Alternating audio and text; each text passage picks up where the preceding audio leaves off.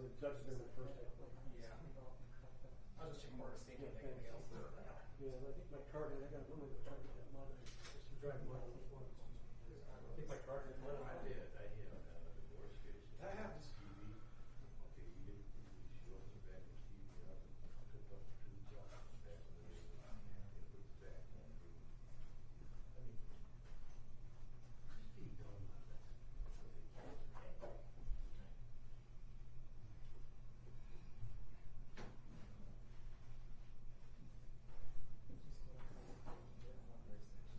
Get another step. All this is for me?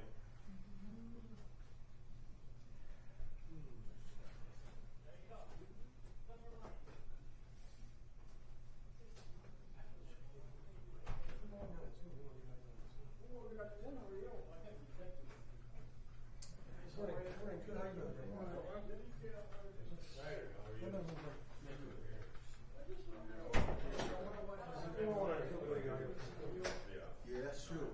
You know what I mean? I think so. Matt taking this.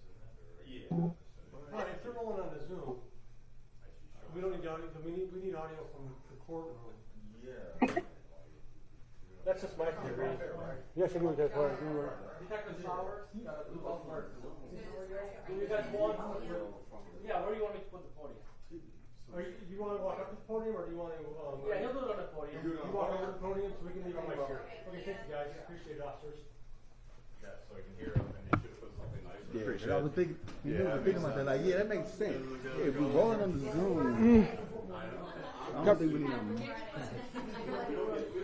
Cover our bases at least. There you go. See how this works. Day of my life. Yeah. I don't know if this will be too high up or will it? Oh, wait something. I'm more tempted to put this by the judge than I am.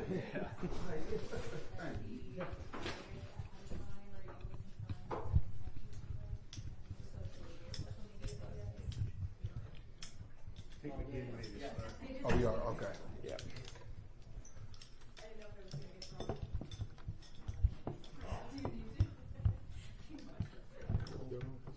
Many things.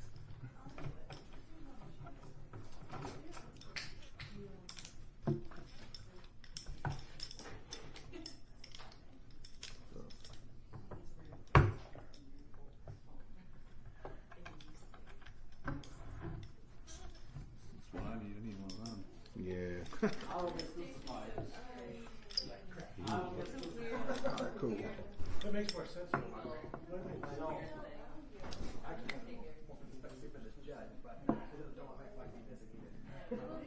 Yeah. Alright, here we go.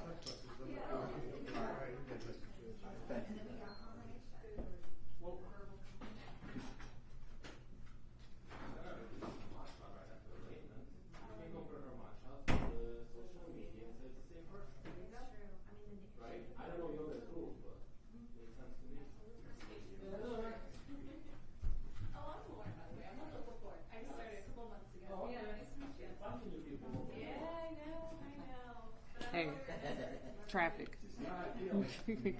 Ooh. Oh, there you go. Sorry, me. I like that. It works.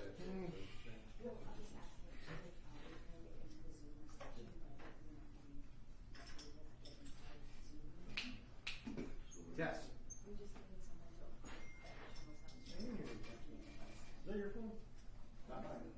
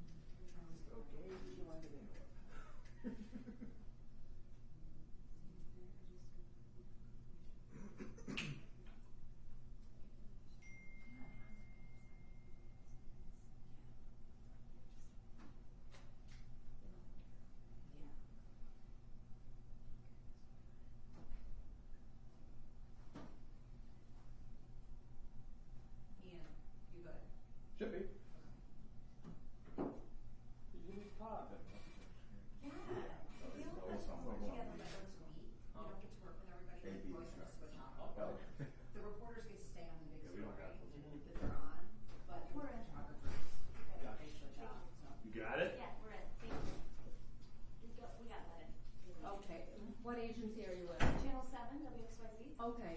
Who's CNN? Are they? They're on Zoom, and we don't have All right, video okay. requests. Thank you for the help.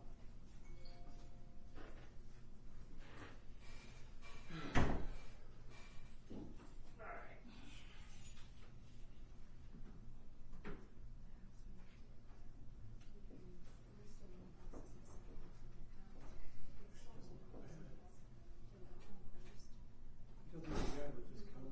No. Yeah, once it's just daylight, actions would do that at night either. It doesn't look hot, even if it's a little bit, it's not bad, I mean, like this is. Do you want a hard copy of all This these is like bids, like 46. watching all that stuff, or just email to you guys This is so I get the? Yeah. Look, Just email me the time it does. 46. Yeah, thank you.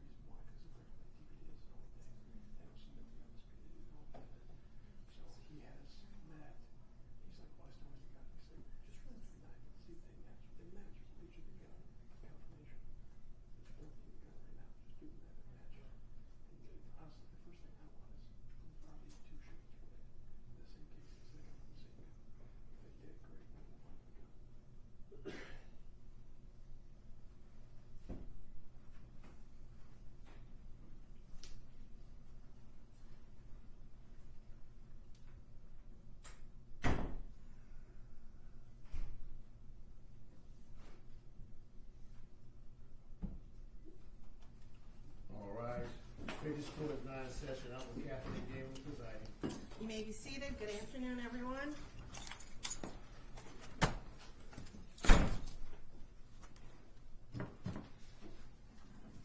Detective Showers, please approach for the swear-to. Please raise your right hand. Do you swear that the information being provided is true and accurate to the best of your information, knowledge, and belief, subject to penalties of perjury? I do. Put your hand down. With regard to the defendant, Afani Muhammad, please set forth the factual basis for the warrant request. Yes, Your Honor. On 7/10/25, McDonald's employee Afeni Muhammad stabbed McDonald's manager Jennifer Harris multiple times with a kitchen knife at the McDonald's restaurant at 179219 Mile. Harris was not armed at the time and died of her injuries. Prior to the stabbing, Muhammad was sent home by Harris for not performing her work duties and told Harris, "I'll be back." Muhammad was arrested on scene and the knife was recovered. Muhammad admitted that she intended to kill Harris and stated that after she was sent home, she drove to a nearby park, decided to come back and stab Harris with a knife that she had inside of her vehicle.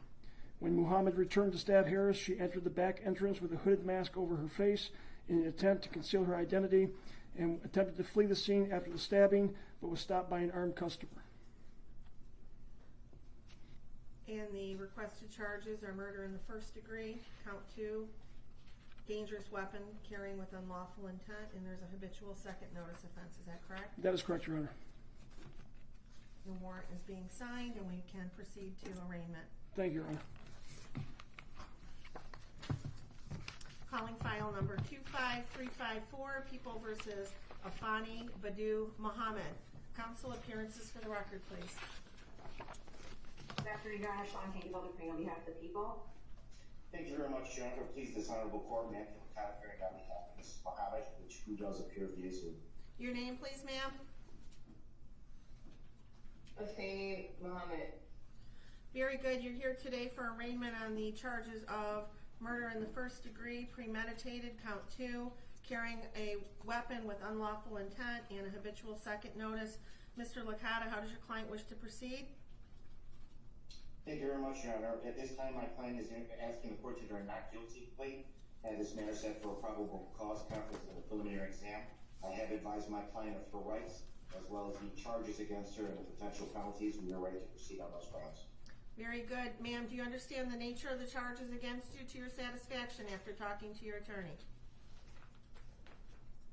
Yes. Very good. I will go ahead and enter a not guilty plea on your behalf. Are you requesting a court-appointed attorney? Yes. I will appoint an attorney to represent you. We'll set this matter for a probable cause conference on July 23rd, 2025 at 1 p.m. The preliminary examination will be on July 30th, 2025 at 1 p.m. As to bond, Mr. Licata. Thank you very much, Your Honor. Just briefly, my client is 26 years old, does live in the great city of East Point. Your Honor, my client is a high school graduate. In fact, is actually was taking some online classes for college for a physical therapy degree. Your Honor, there are some disturbing facts in this particular matter, but there are facts that haven't been brought out yet, and my client is extremely anxious to have those facts brought to light during the pendency of this case. She was in an extremely abusive relationship that was not only mental but physical, that involved alcohol issues, which is where the habitual second stems from, and her prior record. Your Honor, my client is a helpful person. She's a giving person. She's actually is credited with saving a life because of a 60-year-old who had skin cancer that she may go to the doctor to find out that that's exactly what it was, and that person is doing extremely well right now.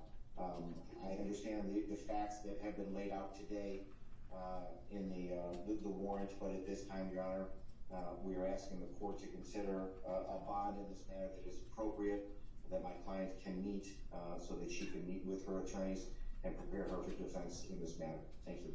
Thank you. On behalf of the people? Yes, thank you, Your Honor. Pursuant to court rule, the court is well within its authority to grant no bond involving any case involving murder. In this case, we are requesting no bond for this defendant. Also provided within the court rules are certain factors for this court to consider when determining whether to grant any bond at all, and in this case, we are requesting no bond as I indicated. First of all, the court can consider whether or not this defendant is a threat to the community. She entered a public building with other individuals, other employees that were present. She produced a a weapon that was a knife longer than 3 inches, and she stabbed the victim multiple times, up to possibly as many as 15 times, eventually causing her death.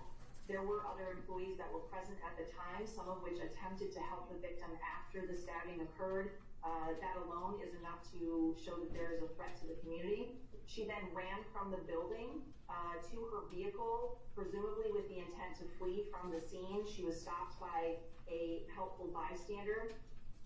You're also able to consider the likelihood of conviction in this case, given the facts as laid out by Detective Showers and the information that the prosecutors have reviewed in order to charge this defendant. There is a very high likelihood of conviction.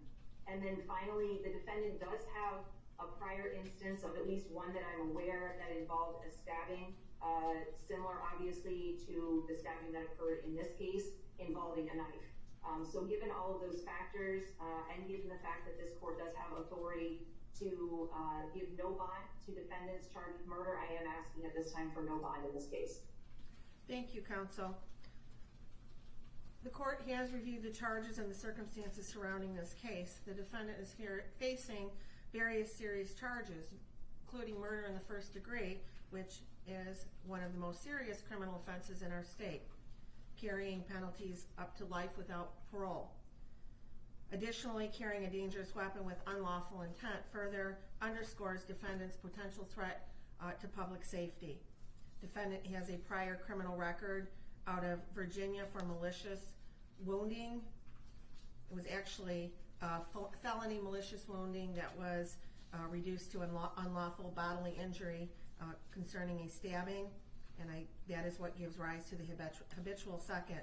And in determining bond, the court must look to the factors outlined in Michigan Court Rule 6.106. Number 1, the seriousness of the offense and the danger posed to the community. The charges here involved a violent crime with a weapon, indicating a substantial risk to the public. The court finds there is a significant threat to public safety, and therefore the bond must reflect that risk. Number 2, the weight of the evidence against the defendant. While the evidence is not fully before us and the defendant is cloaked with the presumption of innocence, the nature of the charges along with the prior criminal history suggests that there is substantial evidence against the defendant. Defendant's criminal history: the defendant has a violent criminal past. The history supports the court's concern that the defendant may engage in further violent conduct if she is released. The defendant's ties to the community: while the defendant is relatively young at 26 years of age, there's no indication that she has any significant stabilizing ties to the community that would ensure her return for court appearances. Without these ties, the court is concerned about the likelihood of flight. Number 5, defendant's risk of fleeing or failing to appear. Due to the severity of the charges and the habitual offender status, it makes the defendant a high risk for flight. The court finds that this factor weighs heavily in favor of a high bond amount. Substance abuse or mental treatment: although there are no reports at this time suggesting that the defendant suffers from mental health or substance abuse issues that would mitigate the risks posed by defendant's release, the court is, after considering all of these factors, going to be setting bond at $25 million cash surety only with conditions. If the defendant is able to meet those conditions, she must be on a GPS steel cuff tether. She is not to leave the state of Michigan. She is to report her address within 24 hours of, she must report any change of address within 24 hours. There would be stringent daily contact with community corrections as to her whereabouts. She also would be required to have alcohol and drug testing as condition of her release. There would be no contact with the family of the decedent. Any witnesses, she is not to return to McDonald's. And if she is unable to post the $25 million bond, she will remain in custody pending further proceedings. And that concludes this matter for today. We will see you back here, ma'am, on July 23rd at 1 o'clock for your probable cause conference. Thank you. Thank you, Your Honor. Thank you very much, Your Honor.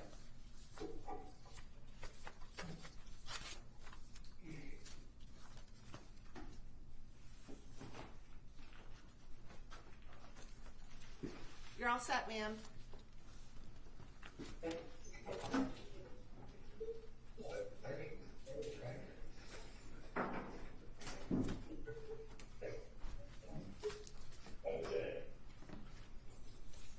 Can we get Dylan Fenderson, please? Yes, he's on his way. Your Honor, can we grab our? Oh, yes, yes, please. Thank you, ma'am. Your Honor, I have a quick question too. I could get here and shoot. So to have, yeah, yeah, they did. Yeah, I noticed that too, thanks.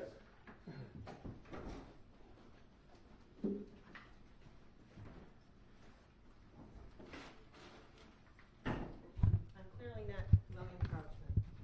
That's all, that's fine. Yep, yep. I'm gonna go to water for another story. Okay. I'm gonna go to the bathroom and I'll meet you. Okay. Truck.